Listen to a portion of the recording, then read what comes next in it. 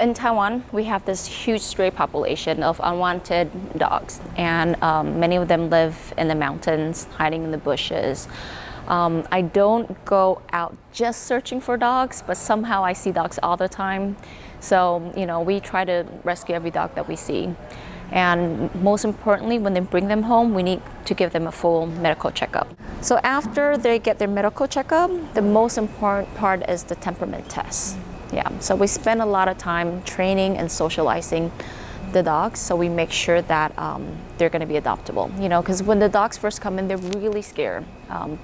We need to build their confidence so that they're not afraid of people. And once they, show interest in people, we start taking them out, socializing them, and then we have volunteers that come help on our volunteers day. We have park volunteer days. We have some events, and also at the airport. So I start as an independent rescuer. So I see dogs in the streets and I pick them up. I bring them home, thinking that I'll find them homes, but it's very, very difficult to find these mixed breeds home. And in Taiwan, people want the cute little fluffy dogs, and most of the times our stray dogs are mixed breed. And in Taiwan, people work long hours and they live in small apartments. And so naturally, they feel like they can't own a medium-sized dog. There's an organization in San Francisco that reached out, and then I started sending dogs abroad. And the dogs were very well received. Families love the dog and they were really interested in the breed, and they want to find out more. And so there's more inquiries. So for San Francisco, dogs in shelters are primarily pit bulls and chihuahuas, and family wants to raise a medium-sized dog. They don't want too big or too small, and this is where Taiwan dogs comes in. They're good family dogs. They love their family very much. They're very loyal, and they're great with dogs. So they're very sociable with dogs, and I think it's their temperament that really attracts these families. And I think families abroad actually don't mind that the dogs are not purebreds. And people have good concept that mixed breed dogs are very healthy, and they probably are healthier. Just in my home, we have close to 2,000 dogs, and all these dogs are placed in homes around the world, mostly in the States, the United States, and Canada, and also in Europe. So we work with different rescues in different countries.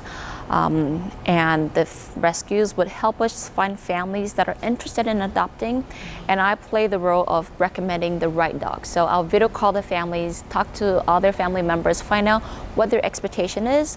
And since all our rescue dogs live in my home, so I know my dogs very well, and then we will recommend dogs accordingly to their lifestyle or any of their expectation. We try to meet all their expectations as close as possible.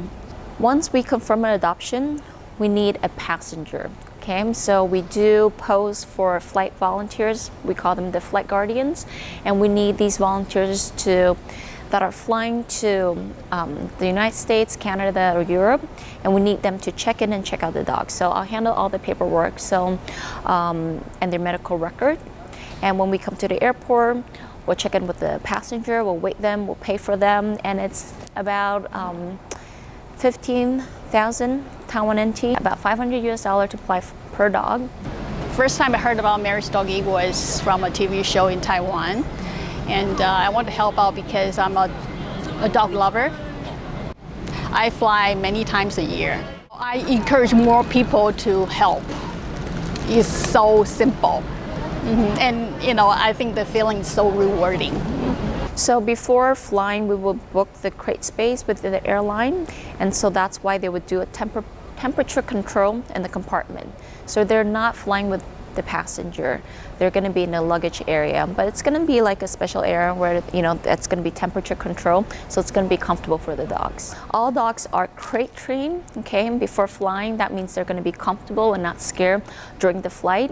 And so we get them ready. We put towels in the crate. They get in, and we put all their medical record, their leashes, toys. We get them all prepared, and then they would fly to the countries they're being adopted to. For my dogs, our rescue, we spend so much time socializing, training, getting the dogs ready. So I would say over 90% of these dogs all just, fairly fast and really well in their new homes. And some of the shy temperament takes longer. So for these dogs with more,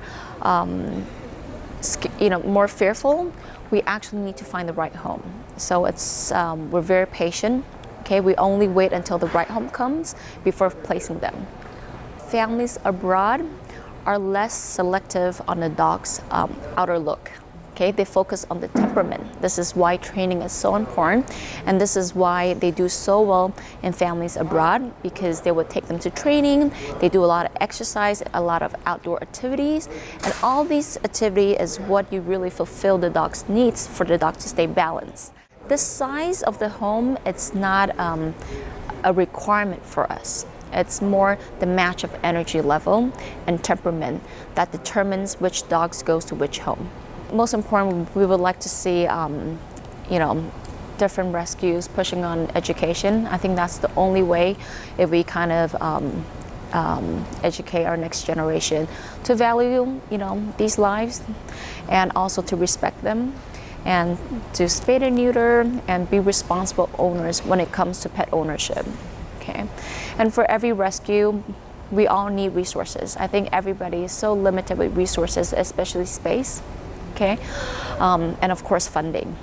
Funding is so important for us to keep the dog healthy and to have a really good operation going. Our rescue relies on everybody's help. We need volunteers to come and help socialize the dogs, and we need donors to help support funding so that we could have enough medical funding for the dogs.